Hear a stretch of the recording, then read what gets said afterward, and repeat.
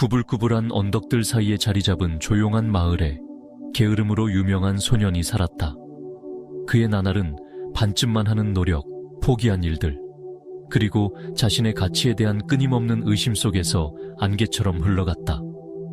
마을 사람들은 빠르게 판단하며 그를 실패자로 낙인 찍었고 그들의 말은 가시처럼 아팠다. 그들의 속삭임은 격려를 담아 그를 따라다녔고 소년은 이를 무시하려 했지만 그들의 판단의 무게는 견딜 수 없을 만큼 무거워졌다.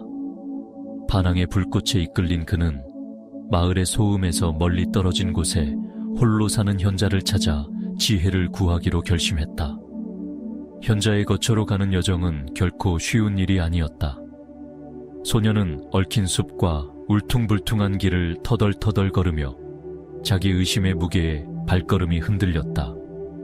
마침내 현자의 소박한 집에 도착했을 때 그는 노인이 조용히 앉아있는 모습을 보았다. 그 눈빛은 날카로운 이해로 빛났다. 말없이 현자는 소년이 좌절을 쏟아내는 것을 들었다. 끊임없는 포기의 순환, 실패에 대한 두려움, 마을 사람들의 말에 찔리는 고통. 흔들림 없는 현자는 머리에 황금 깃털을 장식하고 날개가 초록빛으로 반짝이는 신비로운 새에 대해 이야기했다. 이 새는 먼 언덕 꼭대기에서 해가 뜰 때만 나타나며 운 좋게 이를 본 사람은 운명이 바뀐다고 했다. 현자는 소년이 게으름을 떨쳐내고 모든 노력이 장애 없이 순조롭게 흐를 것이라고 약속했다. 소년의 심장이 빠르게 뛰었다. 이것이 그가 찾던 답이었다. 의심하는 자들을 침묵시키고 자신의 가치를 증명할 방법. 단호하게 소년은 언덕을 목표로 삼았다. 첫날 아침 그는 새벽이 오기 전에 일어났고 차가운 공기 속에서 숨결이 보였다. 등반은 고되었다. 길은 가파르고 날카로운 돌들로 뒤덮여 있었다. 다리가 아프고 하늘이 밝아져도 새의 흔적이 없자 그의 결심이 흔들렸다. 지쳐서 정상에 쓰러졌을 때 지평선은 떠오르는 태양의 빛을 제외하고는 텅 비어 있었다. 실망감이 그를 갉아먹으며 그가 역시 실패자라는 속삭임이 들렸다. 하지만 그의 내면에 있는 고집스러운 무언가는 굴복을 거부했다. 그는 다음 날, 그리고 그 다음 날도 돌아왔고 매번 등반은 그의 인내를 시험했다. 네 번째 아침, 근육이 비명을 지르고 의심은 그 어느 때보다 강렬하게 울렸다. 그는 비틀거렸고 돌아가고 싶은 유혹을 느꼈지만 마을 사람들의 말이 그를 앞으로 밀어붙였다. 각 실패는 그의 마음에 더 깊은 결의를 새겼지만 그는 아직 이를 이름 지을 수 없었다. 다섯 번째와 여섯 번째 아침은 변화를 가져오지 않았다. 언덕은 여전히 조용했고 새는 나타나지 않았다. 소년의 좌절은 끌어올랐지만 그는 계속해서 더 일찍 일어나고 더 빨리 올랐다. 마치 속도가 그 생물을 불러낼 수 있을 것처럼 그의 몸은 강해졌고 발걸음은 더 확실해졌지만 그는 이를 거의 알아차리지 못했다. 새벽 전에 일어나 언덕의 도전을 맞이하고 그 침묵을 견디는 일상은 그가 아직 이해하지 못한 방식으로 그를 형성하기 시작했다. 일곱 번째 아침, 현자가 그의 옆에 나타났다. 그 존재는 조용하지만 꾸준했다. 그들은 함께 올랐고 노인은 서두르지 않는 걸음으로 지평선을 바라보았다. 지쳤지만 단호한 소년은 그의 걸음에 맞춰 걸었고 희망과 두려움이 뒤섞인 심장이 쿵쿵 뛰었다. 정상에 올라 소년은 하늘을 샅샅이 살폈고 그의 눈은 분홍빛 구름 사이를 헤맸다. 황금새는 나타나지 않았다. 그의 가슴은 조여들었고 익숙한 실패의 고통이 쓸개처럼 올라왔다. 하지만 언제나처럼 침착한 현자는 그에게 앉으라고 손짓했다.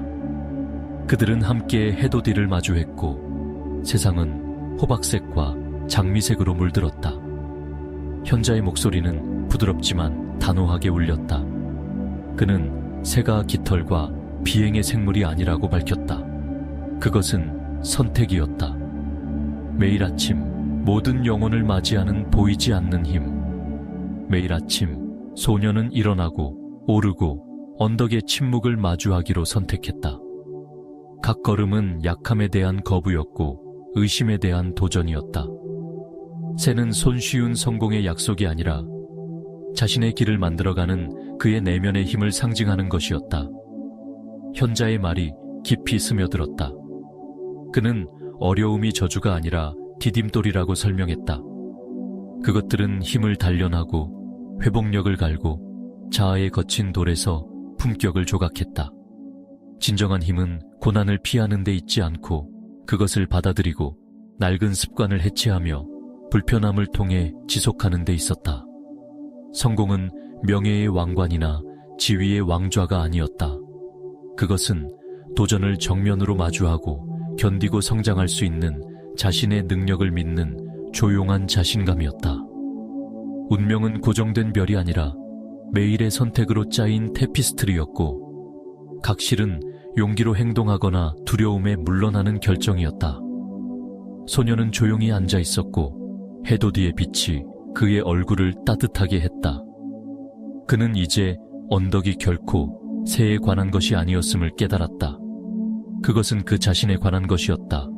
일어나고 오르고 지속하려는 그의 의지. 매 아침의 노력은 그의 내면에 무언가를 쌓아 올렸고 그것은 그가 예전에 사슬처럼 짊어졌던 게으른 습관보다 더 강했다.